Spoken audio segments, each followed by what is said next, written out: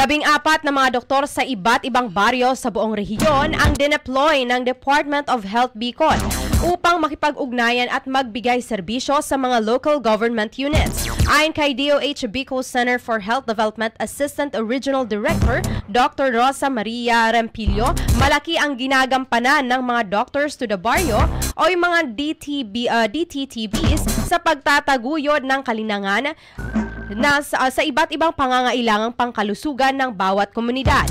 Dagdag pa nito, mahalaga rin umano ang pagpapalakas ng local health workforce sa rural at hard-to-reach areas sa pamamagitan ng DTTB program.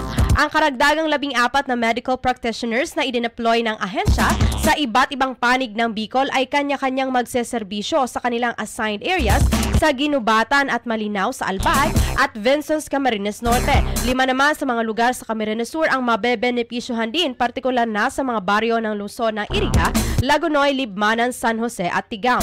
Gayon din ang bilang sa lalawigan ng Masbate, partikular na sa Baleno, Balud, Apalanas, Kawayan at Mandaon, habang prioridad naman ng bayan ng Virac sa probinsya ng Catanduanes.